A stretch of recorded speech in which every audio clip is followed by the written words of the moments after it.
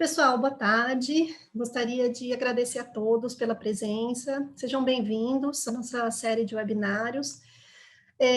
Acho que a maioria de vocês deve ter participado do nosso seminário que a gente teve, o webinário que a gente teve na quinta-feira, onde a gente falou, então, sobre as novas portarias, a nova portaria, que vai influenciar, e já influenciou aí bastante, como que os laboratórios vão fazer a tipificação de HLA daqui por diante.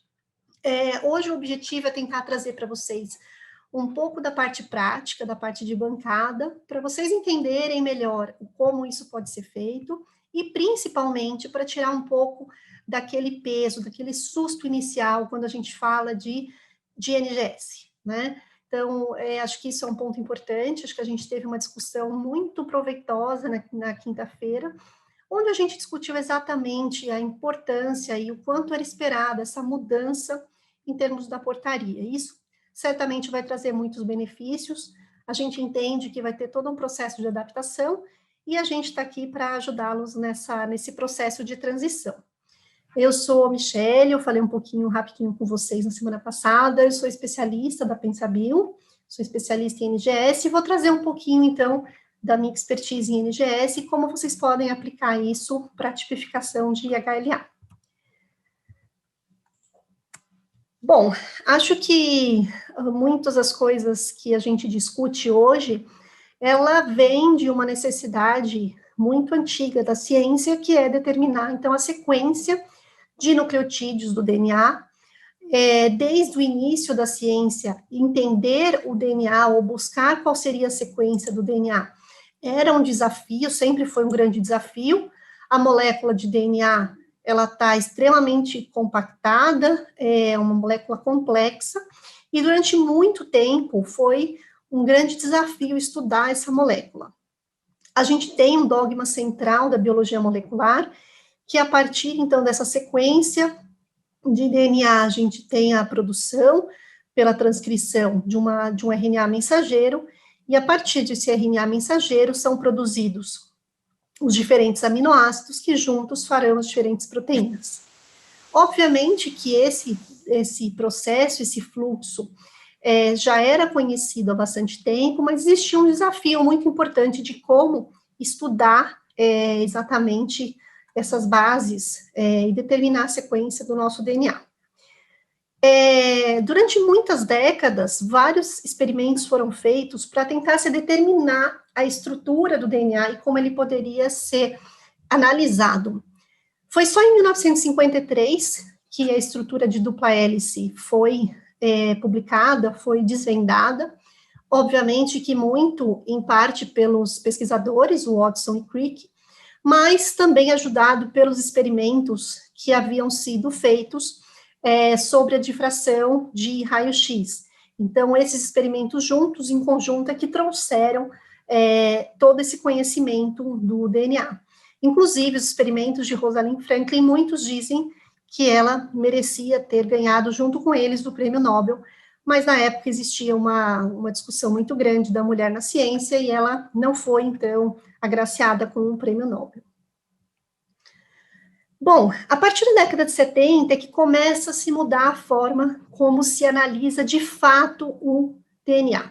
Então, entre a descoberta da sequência do DNA, entre a descoberta da estrutura de dupla hélice, até o momento em que se inicia as tecnologias de sequenciamento, a gente tem aí um gap, um momento onde não se conseguia estudar o DNA, e foi a partir da descoberta, do desenvolvimento de enzimas de restrição, de enzimas que faziam a clivagem do material genético, que se iniciaram várias técnicas para conseguir se desenvolver melhor uma forma de avaliar o material genético. Na década de 70, surgem aí duas técnicas bastante importantes para isso, uma que é o sequenciamento por degradação química, que foi descrito por Max e Gilbert, e no mesmo ano, os métodos enzimáticos ou de terminação de cadeia, que ficou conhecido como método de Sanger, que foi desenvolvido por Sanger. Nesse método enzimático de terminação de cadeia, ocorre uma síntese da fita complementar, e essa fita acontece a interrupção do crescimento toda vez que um de deoxinucleotídeo é adicionado. E com isso, começa a surgir possibilidades da gente fazer técnicas que tragam aí a sequência dos nucleotídeos na ordem certa com que eles acontecem. Óbvio que isso só vai se tornar muito melhor a partir do final da década de 90, com os desenvolvimentos automatizados dessa técnica. Então, a gente tem um período aí importante que é feito o método de Sanger manual, aonde em cada um dos tubos, para fazer uma análise, você tem 4 tubos, em cada um dos tubos você tem um nucleotídeo diferente, que é adicionado.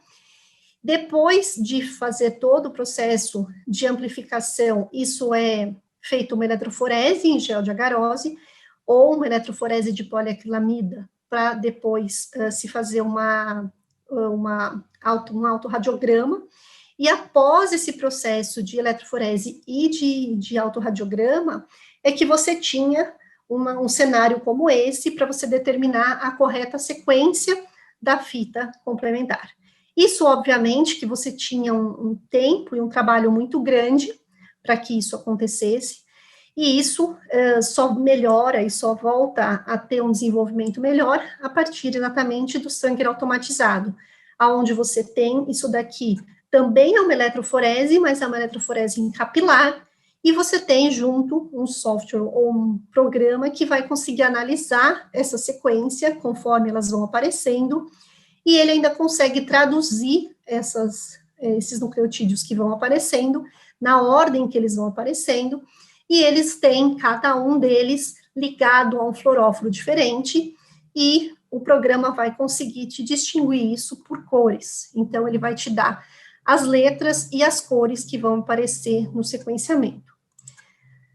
Obviamente que o método de Sanger, que começa lá no processo manual e vem até os dias de hoje, com a adição de cada uma das bases, essa adição pela fita, você faz por fita simples, então você adiciona essas bases uma a uma, até você ter a sequência completa do seu material genético.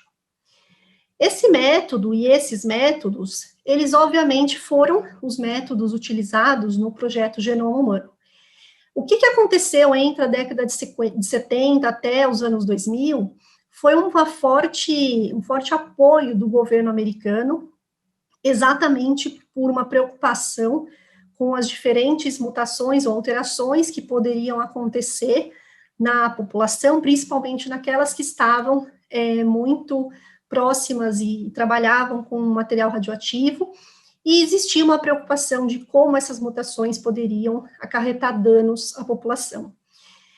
O projeto Genoma Humano, ele começa com uma estratégia bastante complexa para se determinar a sequência, onde você tinha uma extração de DNA, um processo de fragmentação, que vocês vão ver que ele é importante até hoje, porque este processo de fragmentação é muito importante, eu não consigo fazer um sequenciamento de tamanhos grandes, então fragmentar o meu DNA é um passo essencial para eu conseguir visualizar essas bandas e essas análises que você vai avaliar.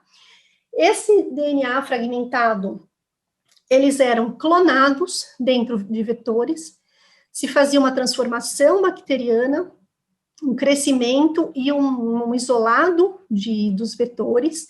Isso tudo é um processo, conhecido como tecnologia de DNA recombinante. As bibliotecas eram depois individualmente sequenciadas, ainda durante um tempo no método manual e depois no método automatizado de Sanger, e depois esses fragmentos tinham que ser juntados por tecnologias que hoje a gente conhece como bioinformática. Obviamente que esse processo todo, ele trouxe um conhecimento importante, foi ele que trouxe a gente até a era de hoje, mas, de fato, o projeto Genoma Humano, ele demorou 13 anos. Então, foi um processo bastante longo, isso de execução, porque ele começou a ser desenvolvido, de fato, a ser desenhado na década de 80, e, obviamente, que o projeto despendeu um grande número de pessoas, de técnicos, muitas empresas, laboratórios, dezenas de sequenciadores e robôs de pipetagem que foram desenvolvidos em grande parte para o desenvolvimento do projeto Genoma Humano, centenas de máquinas de PCR, milhares de clones plasmidiais e um custo aí de 2,3 bilhões de dólares para executar o projeto Genoma Humano. E aí a gente tem, a partir desse momento, um desenvolvimento que a gente vai discutir um pouco, aonde a gente sai aí de um sequenciamento que era o sequenciamento de sangue, e novas tecnologias começam a ser desenvolvidas, muito em parte por todo o ganho tecnológico que teve durante o projeto Genoma Humano, e várias empresas ao longo do mundo desenvolvem plataformas do que a gente chama hoje de sequenciamento de nova geração, que a gente vai discutir bastante hoje. Várias empresas produziram plataformas de NGS. Hoje, as principais que a gente tem são da Thermo, Nanopore, PacBio e Illumina, que domina praticamente o mercado mundial e que é o foco que a gente vai mostrar, principalmente para avaliar a importância desse equipamento, que é o iSeq. E hoje a gente tem também o T7, que é o maior equipamento em termos de throughput, de amostra e de velocidade de sequenciamento que a gente tem no mundo. Então, esse é o equipamento mais moderno e de maior throughput que a gente tem atualmente.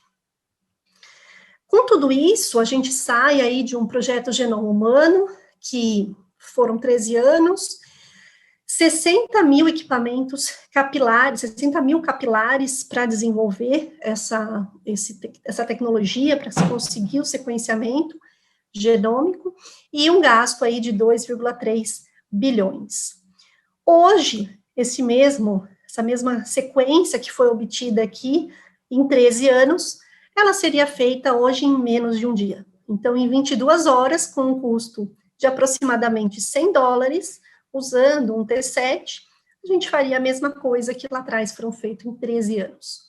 Obviamente que todo esse desenvolvimento tecnológico foi necessário e fundamental para a gente chegar nos dias de hoje. Bom, então, obviamente, como que isso acontece, né? A gente não tem mais toda essa etapa de clonagem, a gente não tem mais que fazer sequenciamento individual de cada um dos clones. Por quê? Porque, de fato, todas as tecnologias, elas basicamente têm uma lâmina, que essa lâmina é uma lâmina de vidro, aonde milhares de fragmentos de DNA estão ligados, vão se ligar nessa lâmina, e essa lâmina eu tenho os milhares de plasmídios, que são as minhas bibliotecas, que vão, de fato, me dar o resultado. Então, tudo que eu tenho vai estar ligado nessa minha flow cell, que vai ter todas as moléculas, e aí isso daqui vai sendo sequenciado paralelamente, simultaneamente. Então, você consegue fazer isso numa velocidade muito mais rápida e muito mais barata do que era feito há 20, 30 anos atrás. Então, o que é o NGS, né? O NGS é o que a gente chama de sequenciamento de nova geração, ou Next Generation Sequencing. Ele faz o sequenciamento, então, massivo de milhões de moléculas de DNA paralelamente. Eu não preciso de um DNA molde, ou seja, eu não preciso necessariamente também de um primer específico para fazer isso, e eu posso fazer multiplex, onde eu posso colocar várias amostras e vários primers também, se eu quiser fazer de uma forma específica, que é um pouco do que a gente vai ver hoje a respeito de tipagem de HLA. Bom, acho que dois conceitos muito importantes que a gente precisa falar quando a gente fala de NGS são os conceitos de profundidade e de cobertura vertical ou horizontal, né? Então, o que é a profundidade ou cobertura vertical? Quando a gente fala de profundidade, a gente está falando de uma característica onde eu consigo avaliar quantas vezes cada base do meu genoma foi sequenciado. Então, eu consigo, na cobertura vertical, ver quantas vezes esse A, esse G foi sequenciado. Com isso, quanto maior a minha cobertura, maior a precisão do dado gerado. Com isso, eu posso ter uma alteração uma mutação pequena, ou pequenas amostras ali que tenham uma mutação, no meio de várias sequências que não têm essa alteração, e eu consigo ainda assim achar essa alteração. Então, quanto maior a minha cobertura, maior a precisão do dado que eu vou encontrar. Ela tem diferentes aplicações, obviamente, polimorfismos, mutações, aonde eu vou identificar essas mutações, esses polimorfismos, dentro da minha população, dentro do meu material genético que eu estou avaliando. Além disso, eu tenho o que a gente chama de cobertura horizontal, que é o número de reads, ou quantos reads eu tenho para aquela leitura. Isso vai fazer com que eu detecte um fragmento, que pode ser um único fragmento dentro de milhões. Então, eu consigo pegar uma alteração de um fragmento povoado numa população de milhões de fragmentos que não tem aquela alteração. Então, isso faz com que eu consiga avaliar genes que estão diferentemente expressos dentro do meu material. Então, eu não preciso mais necessariamente fazer uma amplificação específica para conseguir enxergar aquele meu gene, porque eu tenho uma cobertura horizontal boa. Então, obviamente, se eu tiver um número de reads, um número de leituras muito alto, eu consigo pegar coisas que são extremamente raras, que eu não conseguiria pegar em qualquer outro tipo de sequenciamento. Então, com isso, eu tenho aplicação para perfil de expressão gênica, expressão diferencial, onde eu consigo verificar como os genes estão sendo expressos numa população, análise de isoformas, microRNAs, e expressão de RNAs alvos, que são bastante utilizados hoje em painéis. Então, esses dois conceitos, eles são bastante importantes, e eles vão acompanhar a gente em toda a tecnologia de NGS. Bom, muita gente se assusta um pouco quando a gente fala em NGS, mas existe um workflow básico para qualquer plataforma de NGS. E aí eu vou falar para vocês. Esse é o workflow básico para qualquer plataforma de NGS. Então, simplesmente eu tenho 3 etapas para fazer NGS. Um preparo das bibliotecas, o sequenciamento em si, onde eu coloco no meu equipamento, e análise de dados, aonde eu vou analisar o dado que saiu do equipamento. Parece simples, e é simples, tá? Então, vocês vão ver que, embora a tecnologia que trouxe a gente até aqui seja complexa, e todo o processo de desenvolvimento tenha sido complexo, quando a gente chega hoje para fazer isso na bancada, vocês vão ver que hoje a gente consegue fazer isso com muita tranquilidade e rapidez também. Obviamente que a gente tem algumas coisas a levar em consideração, né? O preparo das bibliotecas, eu vou precisar de uma qualidade e de uma quantidade boa de DNA e de RNA. Não é uma quantidade excessiva, depende muito da aplicação, mas eu preciso sim ter um material de qualidade, principalmente se eu não tiver amplificação primer específica. O sequenciamento, a praticidade dele, ele é totalmente dependente da plataforma, assim como o número de amostras com que eu consigo colocar em cada flow cell, em cada corrida, e a análise de dados, que é um ponto crucial, né? A análise de dados, certamente, é a parte mais difícil disso tudo, porque isso daqui é bancada, né? Então, isso daqui nada mais é do que processos simples de bancada, mas a gente tem uma parte importante de análise de dados, e essa parte de análise de dados, ela vai, certamente, determinar o resultado que eu tive, né? Então, eu preciso, óbvio, ter uma corrida boa, ter um dado gerado muito bom, mas eu preciso também ter um trabalho importante aqui em termos de software e em termos de analista, de quem vai fazer a análise final desses dados. Bom, existem algumas tecnologias, então eu falei para vocês que tem a Thermo, que tem a Illumina, que tem a MGI. Cada uma dessas empresas, ela usa uma tecnologia diferente para fazer o sequenciamento, mas todas têm como objetivo a gente chegar no mesmo final, né? Só estou dando um exemplo aqui, como eu falei para vocês, a Illumina é a parte, o equipamento mais adequado para a aplicação de tipagem de HLA. Então, mostrando um pouco desse sequenciamento, a gente tem a parte do preparo de bibliotecas, então, a partir de microgramas de DNA, eu vou iniciar um processo para o preparo de bibliotecas, vai ter um processo de clusterização desses fragmentos. Isso daqui passa por um processo, então, de aquisição de imagem. Na verdade, o sequenciamento nada mais é do que uma câmera CCD, e essa câmera CCD, ela é capaz, então, de tirar fotos, e é onde ela tira a foto de cada uma das bases que estão sendo ali sequenciadas, né? Então, isso depois, essas fotos que são adquiridas, tem um processo, então, de clusterização dos fragmentos, o processo de sequenciamento, e no fim, na análise de dados, é o que a gente chama de base calling, onde todos esses dados que foram gerados vão ser colocados para se avaliar o que tem, quais as sequências que você obteve no final do seu processo de sequenciamento.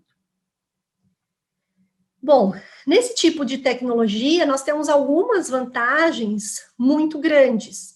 Então, óbvio, hoje eu tenho um baixo custo por amostra, que tem caído ao longo dos anos, acho que isso foi discutido, inclusive, na quinta-feira. Eu tenho uma qualidade, uma assertividade da base que está sendo sequenciada muito boa, muito maior do que em qualquer outra tecnologia. Tenho fragmentos aí médios, não passa de 600 pares de base, então os meus fragmentos ali ficam na média entre 300 e 600 pares de base, e eu tenho ainda um grande potencial de multiplexação das amostras, onde eu consigo colocar várias amostras sendo sequenciadas ao mesmo tempo. Então, nenhuma outra tecnologia eu conseguia colocar 20, 30, 40 amostras dentro de um mesmo tubo e colocar o sequenciamento. Aqui eu já tenho essa possibilidade.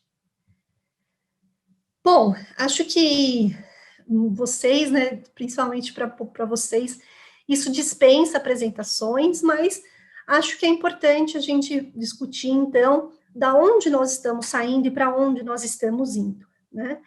Então, nós temos diferentes métodos moleculares para tipagem de HLA, o SSP e o SSO são os métodos, então, tradicionais, bastante utilizados já para tipagem de HLA, e agora a gente está indo para uma outra situação, onde a gente vai fazer o NGS.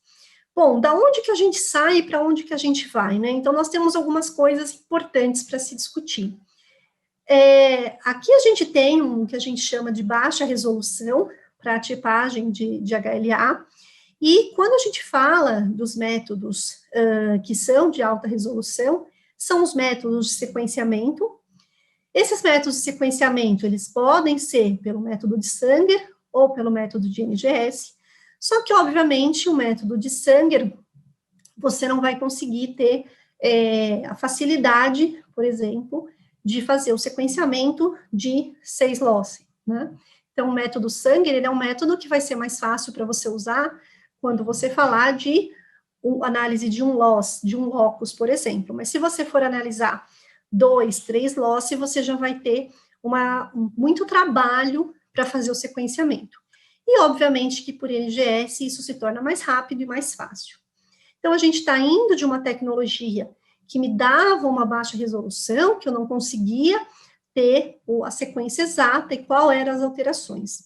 E, obviamente, que com a nova resolução, onde nós temos tanto para tipagem, para transplante de medula, como também para transplante renal, a gente vai agora precisar fazer as tipagens de alta resolução em diferentes momentos, de acordo com o doador ou receptor.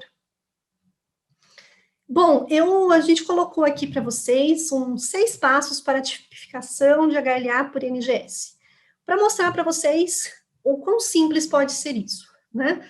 Então, vocês vão ver que, de fato, a gente está dividindo aí em 4 etapas, tá? Então, as plataformas que eu posso utilizar e as tecnologias de sequenciamento, as estratégias que eu tenho de amplificação, um fluxo de trabalho, a análise, a qualidade de análise, e, por fim, o que isso realmente me traz de benefício em termos de custo e de tempo. Bom, como eu falei para vocês no comecinho, nós temos diferentes plataformas e tecnologias de sequenciamento. A gente vai focar aqui no sequenciamento da Illumina, especialmente neste equipamento, que é o iSeq. Por que que a gente escolheu esse equipamento? A gente sabe que, principalmente o nosso público aqui, o nosso objetivo é trazer para os laboratórios que fazem hoje tipagem de HLA por baixa resolução, trazer para vocês um input de como vocês podem fazer isso agora em alta resolução e usando NGS. Então, o sequenciador do iSeq, ele é um sequenciador fácil de trabalho, então ele é um equipamento de entrada para quem vai começar a fazer o NGS.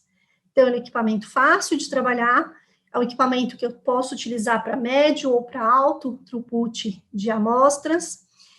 E a gente tem aí, se a gente falar da tipagem de HLA para transplante de medula, onde na fase 1 vão ser avaliados os 6 losses, eu consigo colocar 48 amostras em uma única corrida e avaliar os 6 losses. Ou seja, eu tenho um resultado muito bom em 18 horas, tá? Então, isso já traz para a gente uma vantagem e uma forma de vocês verem que isso não é a coisa mais complexa do mundo, a gente tem um equipamento que a gente consegue aí, em alguns meses, numa curva de aprendizado, vocês vão ter domínio completo sobre a técnica. Para fazer esse processo, então, vocês vão ver todas as dinâmicas que a gente vai fazer até chegar no equipamento, mas a gente tem um processo simples, que no final eu só vou carregar a minha biblioteca, vou carregar a biblioteca que eu gerei no cartucho, e esse cartucho vai ser colocado para sequenciar.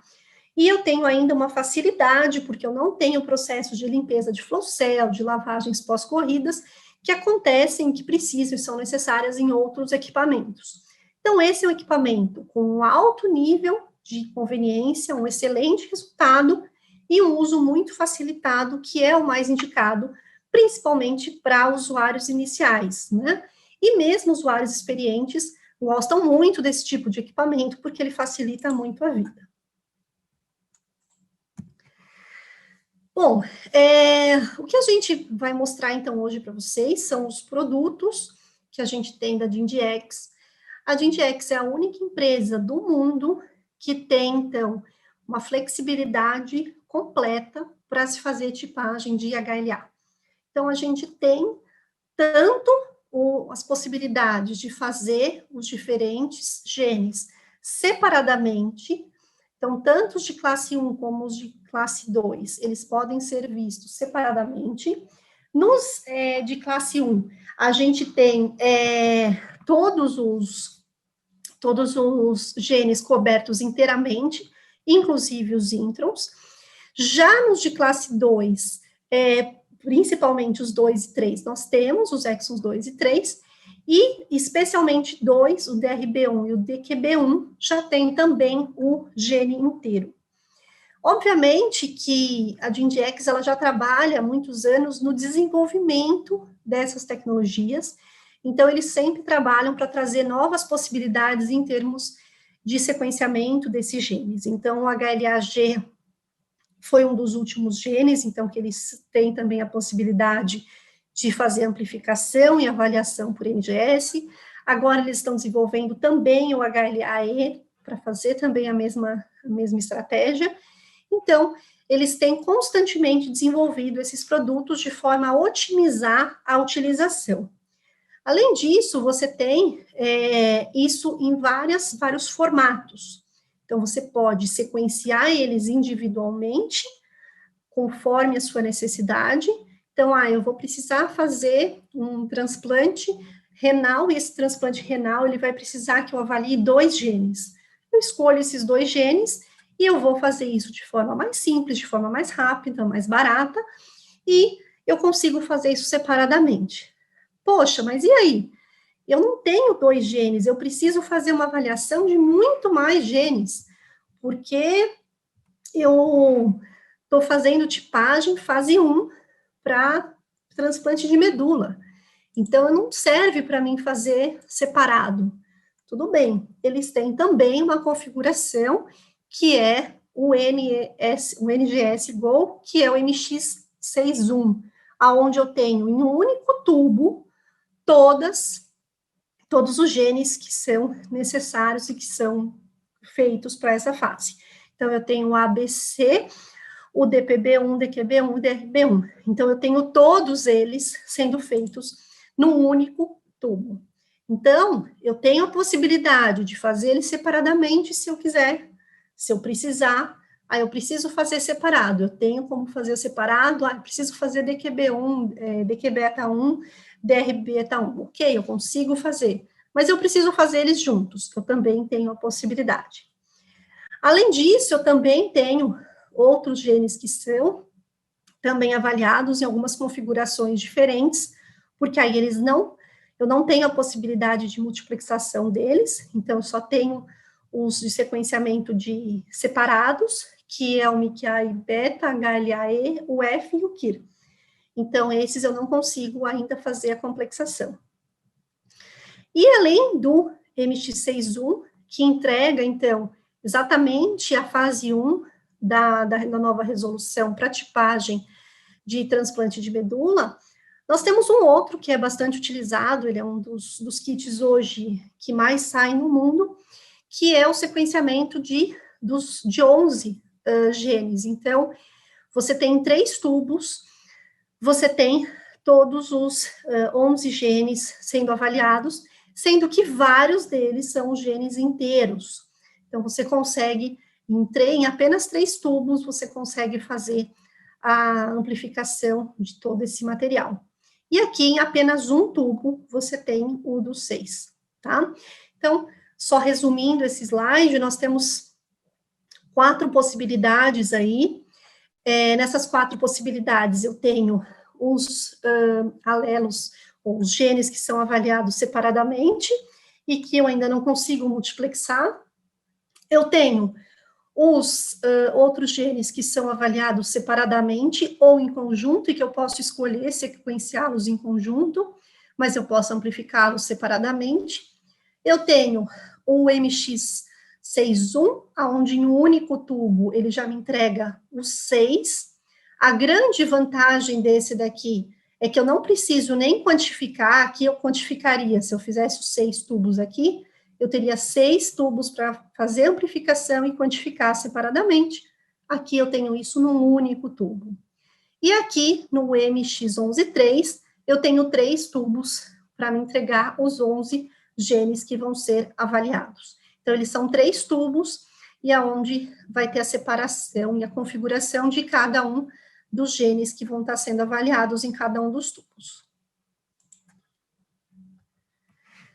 Bom, vocês vão ver um resuminho no final da minha apresentação, mas o objetivo é que isso seja fácil, né? Embora a tecnologia por detrás seja, ou pareça um pouco mais complexa, o objetivo é que isso seja um trabalho simples.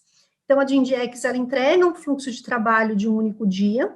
Então, vocês vão ver que o nosso protocolo, ele te dá a possibilidade de, em 24 horas, você ter um resultado pronto, um resultado final. Então, a gente parte aí dessa sequência de eventos. A amplificação, alvo, o preparo de bibliotecas para o sequenciamento que eu vou utilizar, e aí eu posso ou não ter um processo de amplificação clonal, sequenciamento e análise de dados, aonde a GenDx tem o NGS Engine, que é um programa muito bom para fazer a avaliação, e ele realmente traz uma facilidade também de avaliação dessas alterações que você vê, que você vai fazer a avaliação durante o sequenciamento. Então, da amplificação, nós temos 3 possibilidades de kits. O AmpXV2, onde eu vou avaliar os locus, locus individual. O MX61 e o MX11.3, aonde eu terei os loci distribuídos ou em um tubo ou em 3 tubos, no caso do MX11.3. Para o preparo da biblioteca, eu preciso de 3 itens, só que esses 3 itens hoje já são cobertos num kit único, o que também facilitou muito a vida, porque agora não tenho mais isso tudo separado, eu posso adquirir um kit fechado, que chama NGS Go Library Full Kit, que já tem tanto as bibliotecas, como as placas para fazer a indexação, os index plate, e também as BIDs, que é uma parte muito importante, porque se vocês olharem, muitos kits e muitas empresas não vêm com a Ampere BIDs, e a Ampere BIDs sozinha, ela já custa muito caro. Então, hoje, isso traz uma melhoria muito grande em termos de custo, porque eu tenho com um único kit, eu já tenho tudo que eu preciso para fazer esse processo de tipagem do HLA.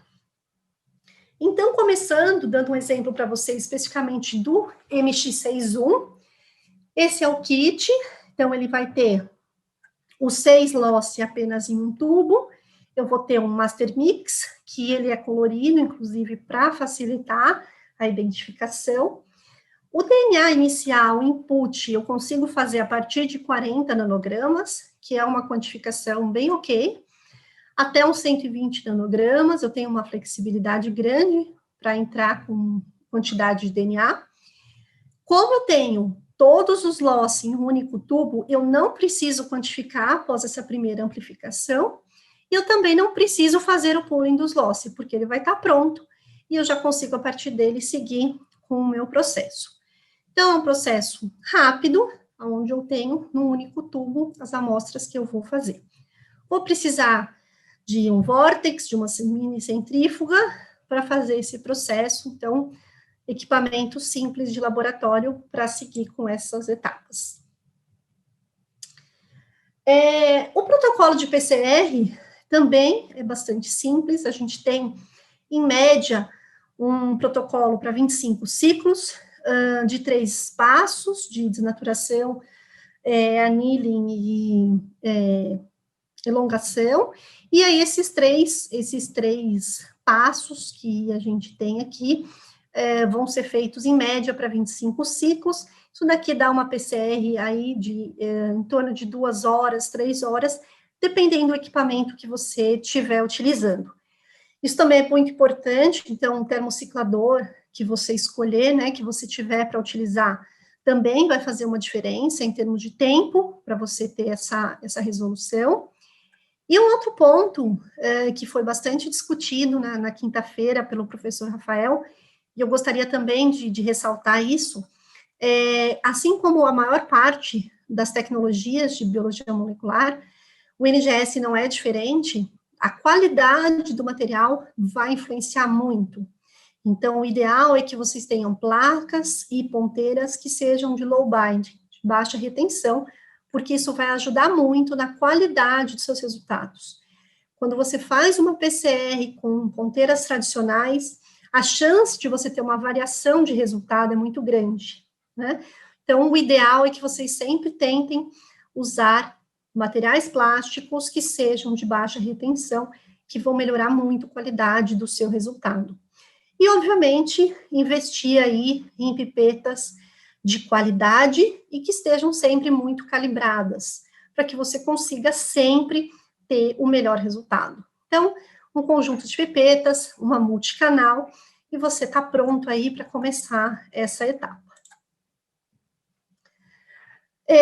Após o processo de amplificação, como eu falei, vocês não precisam nessa etapa quantificar, então você pode só fazer uma avaliação qualitativa, a partir de um gelzinho de agarose, coloca 2 microlitros da PCR, e você vai avaliar se você teve esse arraste e se você teve a amplificação. Então, aqui eu mostro que todo mundo teve uma amplificação, óbvio que isso não é quantitativo, eu não posso dizer qual que está mais ou que está menos, mas se você quantificou o DNA antes, provavelmente isso vai estar muito próximo, as amostras estarão muito próximas. Sempre importante ter um controle positivo e negativo, né? Controle negativo, ele é muito importante, principalmente quando a gente fala de PCR, sempre utilizem na medida do possível, mas o ideal é que sempre você use ponteira com filtro, e se você tiver sempre o controle negativo em qualquer contaminação, você vai ver começar a aparecer bandas inespecíficas de amplificação. Então, isso é bastante importante. Bom, então, para fazer o preparo das bibliotecas, eu posso partir a partir de 2 microlitros da reação de PCR. Como eu falei, eu não preciso quantificar, mas se vocês quiserem quantificar, vocês vão ver que o ideal é que eu tenha aí, por média, 250 a 300 nanogramas de DNA amplificado. Eu vou ter um unicomposto por amostra, porque ele tem todos os losses, e com isso eu não preciso trocar de placa para fazer 48 amostras. Com uma única placa de 96 wells, eu consigo fazer 48 amostras. Para fazer essa etapa de preparo de biblioteca, de novo, eu vou precisar de um termociclador, eu vou precisar de um agitador de placa magnética e de uma rack magnética para fazer o processo de purificação com BIDs. Então, isso é muito importante. Isso, na maior parte dos equipamentos que vocês comprarem separadamente, essa placa não virá, então, essa placa, geralmente, você tem que adquirir ela separadamente, tá? Então, nesse processo, a gente tem aí, inicialmente,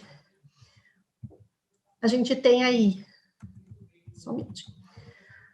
A gente começa, então, a partir desse processo, a gente começa a montagem da biblioteca e a indexação das minhas amostras.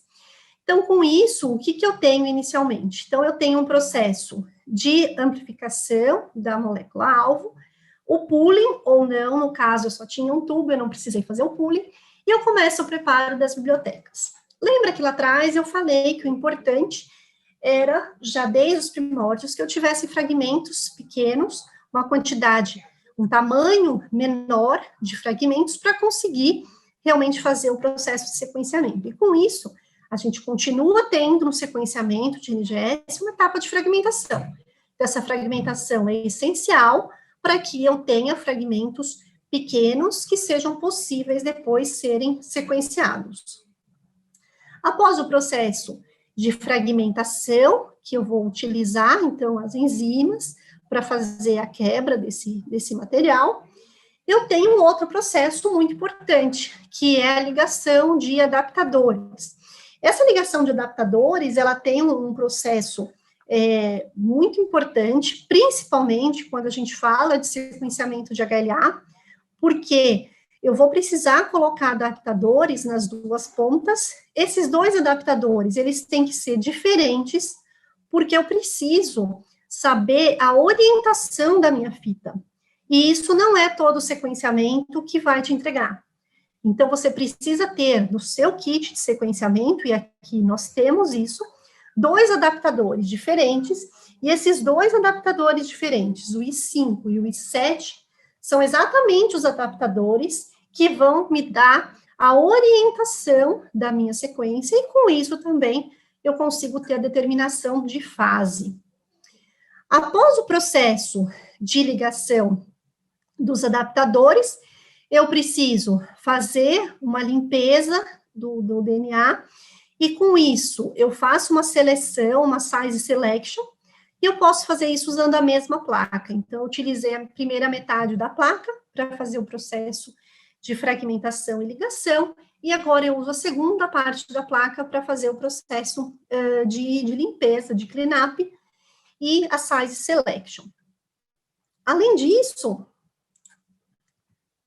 um ponto bastante importante que eu tenho nessa ligação dos meus adaptadores é ter também um processo de indexação. Por quê?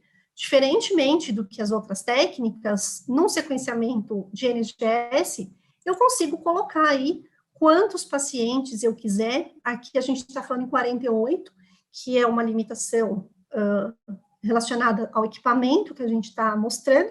Numa única corrida, a gente consegue colocar 48 pacientes, e eu vou ter, então, um índice, uma indexação, que é esse processo do ID que a gente vai dar. Então, eu vou dar um número para cada uma das minhas amostras, e essa indexação, ou barcode, é que vai me fazer determinar, então, quem é o paciente 1, quem é o paciente 2, paciente 3, paciente 4. Então, ao final desse meu processo, eu tenho o meu fragmento de DNA ligado a adaptadores que vão me dizer a orientação, então, tanto qual que é a sequência correta, o início e o fim, a 5 linha e o 3 linha, e vai também ter uma identificação que me diz qual é o paciente que eu estou avaliando. Então, num único tubo, lá no final, eu consigo saber quem são os pacientes e a orientação correta da fita, além da sequência de cada uma dessas fitas. Nas index plate que a gente tem, ele vem, então, já na indexação combinada por poço, que é o I5 mais o I7, que vai permitir, então, essa indexação de forma ordenada. Ela já vem alicotada, então eu consigo ter as plaquinhas já prontas para fazer a indexação. E um ponto muito importante é que a Jindex, então, ela tem 4 séries diferentes de indexação. Com isso, eu posso combinar até 384 amostras por sequenciamento, porque eu tenho até 384 barcodes. Isso, obviamente, é muito interessante em termos de custo-benefício, se a gente tiver, então, uma quantidade grande de amostras, principalmente na fase 1, de transplante de medula, onde eu tenho uma quantidade talvez maior em vários estados, eu consigo, então, fazer até 384 amostras numa única corrida de sequenciamento, por conta de eu ter 384 barcodes disponíveis. Esses index plate que vêm, eles são oligonucleotídeos liofilizados, eles são coloridos para facilitar a identificação, então isso quando você vai fazendo a pipetagem, já facilita a sua visualização, que você já vai ver que você colocou o seu material, e também, além disso, como ele é liofilizado, essas placas têm um tempo de validade ok, porque a validade acaba sendo maior, porque ele não está ainda reidratado. Acelera o meu protocolo, então, eu não preciso, eu tenho uma etapa já a menos para fazer isso, e além disso, eu economizo tempo e ponteiras. Para quem ainda não trabalha com NGS, vocês vão ver que a gente usa muita ponteira para fazer NGS. Então, quanto mais você otimizar os seus passos e as suas etapas, melhor vai ser para você conseguir, de fato, ter um resultado com bom custo-benefício. Bom, depois nós temos uma etapa, então, de pooling da biblioteca, onde eu vou juntar as diferentes bibliotecas. Lembre, aqui eu já tenho os meus pacientes todos com seus barcodes. Então, eu já tenho os meus pacientes com os barcodes, com orientação correta de 5 e 7, então aqui eu simplesmente posso juntar as minhas amostras. Então, eu preciso, depois do processo de preparo das bibliotecas, fazer um pooling, e esse pooling de biblioteca, eu tenho um processo de purificação. Nesse processo de purificação, aqui é um exemplo da purificação em tubo, onde eu faço a separação com as beads magnéticas. Depois disso, esse processo de pooling, ele vai ter uma seleção de tamanhos, então eu faço uma size selection, só que isso eu consigo fazer num único tubo. Então, eu tenho a incubação com as beads, o processo de ligação das beads, a separação e os processos de eluição, que são basicamente com etanol e um buffer de eluição, para eu ter no final a minha amostra já limpa e purificada. Bom, além disso, quando eu termino esse processo, eu tenho que quantificar a minha biblioteca. Então, todo sequenciador, todo sequenciamento precisa ter quantidades conhecidas, quantidades corretas de biblioteca para o input no sequenciador. Então, a gente usa um equipamento que é o Qubit. Existem outras marcas, tá, gente? Eu estou mostrando aqui um que é bastante conhecido, então, ele é um dos equipamentos mais utilizados com essa finalidade, onde eu consigo, então, quantificar a minha amostra e colocar, então, uma quantidade conhecida em nanomolar. Quando a gente faz essa avaliação pelo Qubit, a gente tem uma coisa que chama fator de correção, Isso é em relação a você transformar, então, o tamanho, né, do seu DNA, que está em nanogramas por microlitro, vezes um fator de correção para você determinar quanto ele é em nanomolar. Então, você tem o valor do qubit, o valor do qubit está em nanogramas por microlitro, você vai fazer vezes o fator de correção, que é 1,9, e aí você consegue, então, obter em nanomolar, então, o quanto que você tem. E com isso, você tem uma quantidade em nanomolar de biblioteca que você precisa colocar para seguir com o sequenciamento. Isso vai ser muito diferente de acordo com o equipamento e com o seu kit de biblioteca que você estiver trabalhando. E aí você tem aí, por exemplo, entre 20 e 60 picomols para você fazer um sequenciamento, tá? Isso vai depender muito do protocolo que você estiver usando. O processo de sequenciamento em si, do equipamento, ele também não é um processo muito complexo, hoje em dia não é, já foi um pouco mais complicado, existem alguns equipamentos mais robustos que oferecem algumas tecnologias mais complexas, mas voltando, falando do IC, que eu tenho um processo de descongelamento dos cartuchos, preparo da minha amostra, que já está pronta na biblioteca, eu só preciso preparar agora a amostra, a quantidade que eu vou colocar no meu sequenciador, você carrega a sua flow cell com a amostra e inicia a operação. Então, esse é um processo rápido, um processo que não demanda grandes dificuldades, que rapidamente uma pessoa com experiência em bancada consegue aprender o fluxo. Então, basicamente, a gente tem um processo de descongelamento, alguns falam em 24 horas a 4 graus, alguns falam em 24 horas a temperatura, 12 horas a temperatura ambiente. Então, cada fabricante, cada cartucho vai ter um método de descongelamento. Aqui eu vou pegar a minha biblioteca e vou fazer a diluição e ter a minha amostra pronta para o sequenciamento. Vou carregar as bibliotecas e vou iniciar a análise, iniciar a corrida pelo software do instrumento. Bom, depois da corrida, não acabou o trabalho, né? Aí é que realmente o trabalho vai ser finalizado, onde eu preciso fazer um processo de análise de dados.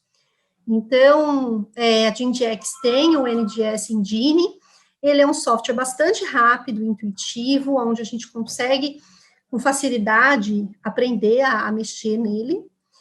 Esse é um painel de análise de dados que eu tenho no final. Aqui eu tenho qual que foi o gene, aqui é a amostra do nome, né, da amostra do paciente que eu carreguei. Aqui o gene que foi avaliado para cada um das minhas amostras. Aqui eu vou ter a capacidade de mapeamento, então quanto que foi mapeado. Para cada um desses 89, existe uma 91. métrica.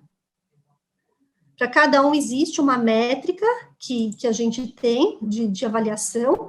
Então, a gente tem as métricas do quanto você conseguiu, a capacidade que você conseguiu mapear. Em geral, elas acima de 80% já é uma capacidade muito boa de mapeamento. Aqui eu vou ter o comprimento de leitura, também eu vou ter as métricas para saber se é o esperado para aquele gene ou não. Então, se não for o esperado, o HLA era 147 e não deu esse comprimento de leitura. Então, você sabe que você vai ter que fazer o HLA separado desse paciente, porque não deu, aconteceu alguma coisa. Isso é raro acontecer nos que são multiplex, mas isso pode acontecer em algum momento e você consegue fazer essa avaliação separadamente. Aqui nessa terceira coluna eu tenho a profundidade de leitura, então eu vou conseguir saber, né, então, quanto que cada sequência foi vista, cada base foi feita, os genótipos possíveis que tinham da minha avaliação, possíveis incompatibilidades, e também a fase de leitura que eu tive. Então, esse é o overview que vocês vão ter de uma análise no fim de uma corrida pelo sequenciamento, avaliado pelo NGS Engine. Aqui são as métricas de qualidade, então ele sempre vai te dar quais são as métricas esperadas, quais são as métricas de qualidade que você tem para cada um. Um ponto muito importante que sempre precisa se avaliar é a quantidade de ruídos ou de sequências que não foram adequadamente avaliadas dentro da minha corrida.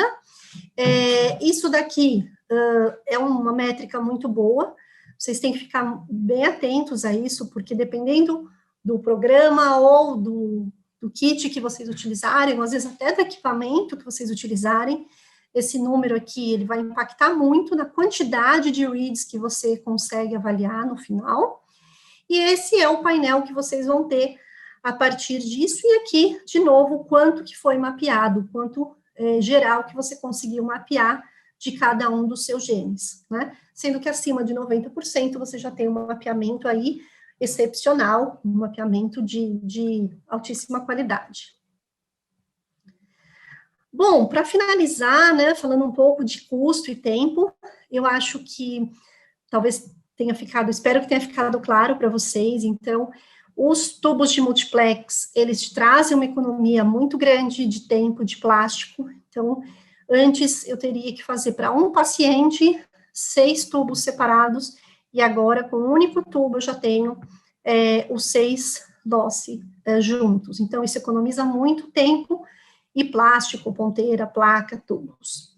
Eu tenho uma liberdade muito grande para amplificar os locos individuais, isso me dá uma flexibilidade, me dá também uma maior capacidade de baratear, de fazer um custo mais acessível, eu posso fazer algumas repetições ou algumas aplicações com um locus individual. Eu tenho um protocolo de PCR aí extremamente otimizado, que 2 horas, no máximo 3 horas de protocolo, então é um protocolo muito rápido e ele te traz robustez, te traz um processo, uma quantidade muito grande de informação. Eu tenho as placas de index, que já vem com uma index, já vem com elas pipetadas na amostra, e você tem aí uma quantidade grande de possibilidades de você misturar diversos pacientes numa mesma corrida. O Qubit, que também vai te trazer uma economia, principalmente para você ter, então, uma quantidade adequada, e você colocar uma quantidade adequada, vai te representar principalmente um resultado mais adequado no sequenciamento, e, por fim, o NGS Engine, que vai te dar análises muito mais rápidas e análise de confiança para você fazer, para você laudar o seu paciente no final desse protocolo. Obviamente que eu falei pouco do NGS Engine, porque nós temos aí, no último dia da nossa série, a gente vai ter uma apresentação só sobre essa avaliação dos alelos possíveis e de como você pode utilizar o NGS Engine para fazer as suas avaliações. Para resumir para vocês, eu queria então deixar essa imagem aqui para vocês. Eu acho que para qualquer pessoa que já tenha feito sequenciamento de qualquer tipo, mesmo seja sequenciamento de sangue, ou que tenha feito NGS em outros momentos, e mesmo para quem faz as tipagens de HLA de baixa resolução, acho que isso daqui talvez traga para vocês um pouquinho de conforto, embora nós temos uma tecnologia muito grande por detrás disso, a tecnologia traz também a simplicidade na execução do trabalho. Então, eu tenho aí um processo de geração do Amplicon, que vai me dar aí em torno de 3 a 4 horas de trabalho, um preparo de biblioteca, que vai me dar mais umas 3 horas de trabalho, um processo de sequenciamento, onde eu coloco lá no equipamento e saio, porque eu não preciso mais ficar acompanhando, então eu só coloco no equipamento e vou sair, e depois, no outro dia, eu tenho um processo de análise de dados. Então, em 24 horas, eu tenho tudo que eu preciso. Então, eu acho que isso certamente pode trazer para vocês um pouquinho de alento, que não é um bicho de 7 cabeças, não é o fim do mundo, dá para a gente transformar o laboratório de vocês em uma plataforma para se fazer NGS, vocês vão ver que quando tiver tudo padronizado, isso vai trazer benefícios muito bons para os laboratórios de vocês e principalmente para o transplante no Brasil. Eu queria agradecer muito a presença de todos vocês, é uma satisfação para mim, né, ter mais de 80 pessoas presentes nessa nossa série educacional. A gente da Pensabio sempre faz séries educacionais e faz webinários com o objetivo de mostrar as tecnologias, de trazer as aplicações e facilitar o trabalho e a análise de qualquer que seja a tecnologia. A gente vai ter, então, na sexta-feira, uma outra parte desse webinário, onde a gente vai fazer um pouco disso que a gente conversou, a gente vai fazer na bancada. Então, convido a todos para participar desse terceiro evento, que vai acontecer na sexta-feira, 13h.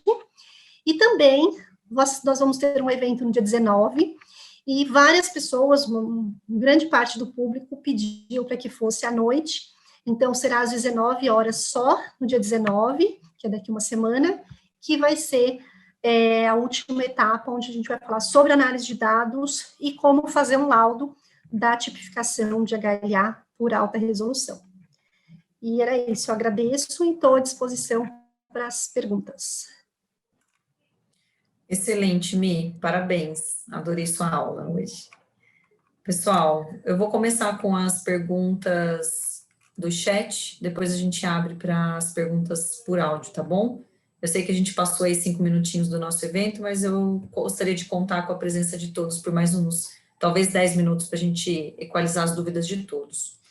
A Giane perguntou-me se, tendo em vista que o NGS é tão específico, por que às vezes ainda temos resultados de ambiguidade para o HLA? Eu acho que isso, assim, isso acontece, a gente ainda tem realmente esse problema. Acho que uma das formas de você diminuir muito a ambiguidade é fazendo os alelos separados, então os genes separados. Então, isso é uma das coisas que acontece. Quando você faz o MX6 ou MX11, você acaba tendo um pouco mais de ambiguidade, mas isso diminui muito quando você faz os genes separadamente. Infelizmente, por mais que a gente tenha uma técnica aí extremamente robusta, essas ambiguidades elas vão acontecer e você sempre vai ter que trabalhar em relação a custo-benefício. Para você diminuir ou eliminar a ambiguidade, você tem que trabalhar a cobertura. Só que se você trabalhar muito cobertura, você acaba diminuindo a quantidade de amostras que você vai conseguir analisar por vez, ou a quantidade de genes que você vai conseguir. Então, o que a gente aconselha? Faz o pool com todas as amostras, e aquelas que derem ambiguidade, aquelas que tiverem alguma dúvida, faz o gene separado. Só complementando o que a Mi disse, mesmo às vezes, mesmo com grande cobertura, que já é o desenho experimental do NGS, ainda pode acontecer ambiguidade.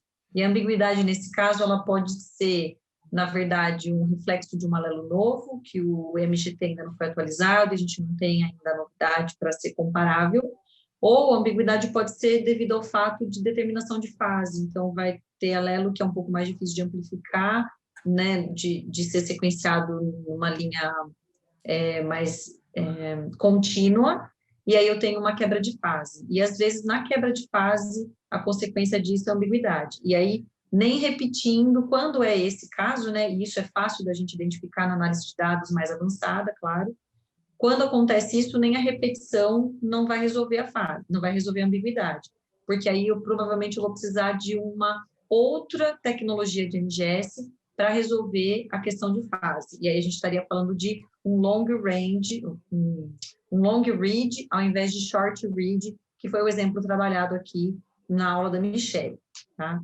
Diane, espero que tenha resolvido sua dúvida. Então, sim, ainda temos, sim, problemas com ambiguidade, mas numa proporção muito menor, numa escala muito menor comparado com qualquer outro método de tipificação de HLA. Tá? Eu acho que isso é importante ressaltar, que a Mônica também escreveu aqui no chat, né? Isso é fato, a ambiguidade é um limitante, exatamente por conta das distâncias das posições heterozigotas muito afastadas. Então, isso realmente é um dos processos que acaba atrapalhando também. E quanto mais afastado, mais difícil eu conseguir a fase, né? Conseguir uma única sequência contínua que pega aqueles dois pontos de heterozigose, e aí é onde eu tenho a tal da quebra de fase, que pode me gerar uma ambiguidade lá na frente. A Luana me perguntou, existe um limite para aceitação de ruído dentro dessa análise do NGS?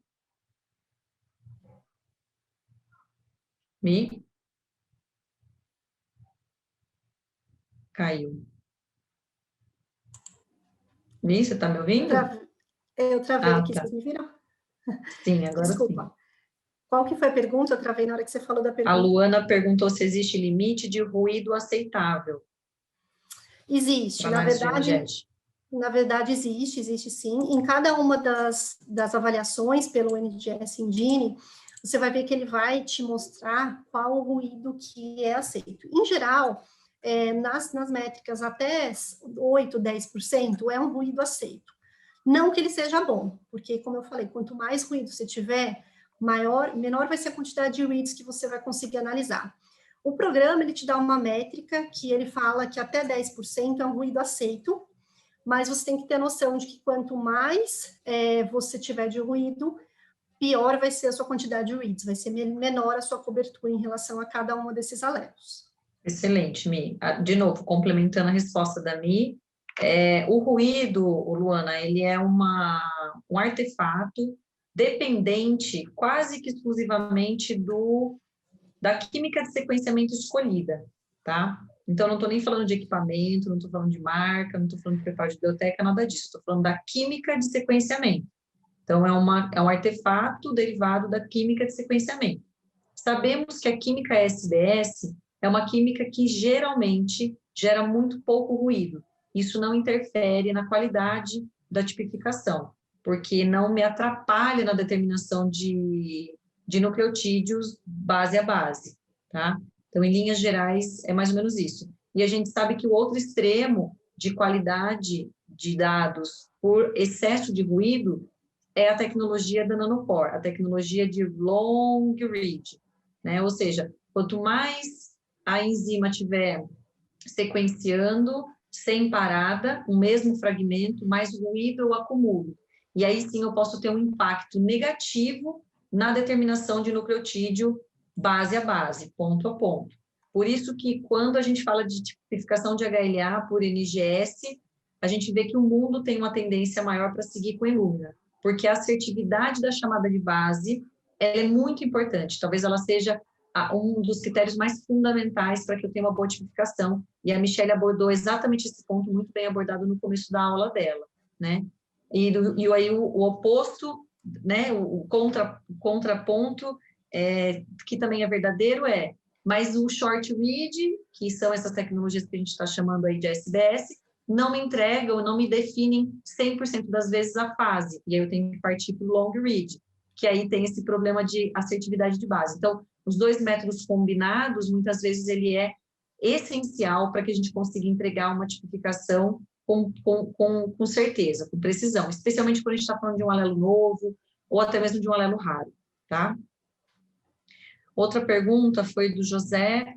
A placa de índex pode ser recusada quando não disponho de 384 amostras? Não, não. Na verdade, a placa não tem nada a ver. Isso é uma possibilidade que você pode ter. Então, a placa ela não vai te interferir. Se você tiver menos amostras ou mais amostras, não tem problema. Isso só vai ajudar se você tiver até 384, mas você pode fazer com a quantidade de amostras que você quiser. Excelente. Boa tarde, Michele. A Renata falando. Vocês indicam algum termociclador específico para amplificação? Olha, eu acho que não sei se a Danusa tem alguma resposta. Não, assim, a gente sempre fala tem que ter um termociclador bom que faça, que seja calibrado, né? A gente tem alguns termocicladores, eles são muito antigos, que a placa não aquece de forma uniforme, mas acho que hoje existe aí uma padronização dos equipamentos, né? Não sei, não diria que tem um equipamento preferencial para termociclador, acho que não. Bom ponto, Mi. Renata, eu acho que é mais ou menos a resposta da Michele, a gente não tem nenhuma preferência, mas cada laboratório trabalha as suas validações próprias, né? Então, a gente sentiu, trabalhando muito próximo com vários laboratórios no Brasil, para validação de NGS para tipificação, a gente sentiu sim que existem equipamentos que performam melhor que outros, e existem equipamentos que têm uma durabilidade maior do que outras. E isso é uma vantagem para o laboratório, né? Então, a resposta que eu tenho para te dizer é, se você já tem um termociclador, vamos começar com ele. E vamos entender se ele é a melhor ferramenta ou se temos que ter algum tipo de upgrade, né? Se uma calibração resolve ou se realmente a gente vai partir para a troca de equipamento. A PensaBio vende termocicladores também, mas não é né, não é o nosso foco aqui hoje, a gente não está fazendo venda direta para ninguém agora, mas sim, nós temos todo o nosso parque instalado, favorito, tá? Que inclusive já está rodando em outros clientes, em vários clientes do Brasil, mas não é com ele que eu vou atrelar a obrigatoriedade de rodar os kits da Jindex. Pelo contrário, a ideia nossa é capacitar vocês com aquilo que vocês já têm de infraestrutura e aquilo que não tem, sem dúvida alguma, a PensaBio pode colocar no parque instalado de vocês. Tá? A Mônica... Só complementando, acho que um ponto muito importante, o termociclador, a rede elétrica precisa ser uma rede elétrica boa, isso tanto para o termociclador como para o NGS, porque isso pode dar uma diferença importante, se você tiver picos de energia, por exemplo, você pode ter alteração na qualidade, além de estragar o equipamento. Então, acho que isso é o único ponto, mas de equipamento é isso que a Danusa falou. Excelente. A Mônica fez aquele complemento, a Michele, né, dizendo que a ambiguidade é limitante devido à distância das posições heterozigotas muito afastadas, exatamente. Não vejo mais nenhuma pergunta no chat, pessoal, se quiserem compartilhar, tirar dúvidas, questionar, fiquem à vontade. Enquanto vocês estão respondendo, só gostaria de novamente agradecer a presença de todos, espero que tenha ajudado e a gente está à disposição. Acho que para quem quiser trabalhar com a Jindex e com a NGS também, fiquem à disposição. O que vocês precisarem, é só me contactar e a gente vai estar aí ajudando vocês no que for preciso. Agradeço muito a presença de todos. Excelente, Mi. Obrigada a todos, então, tenham um ótimo dia.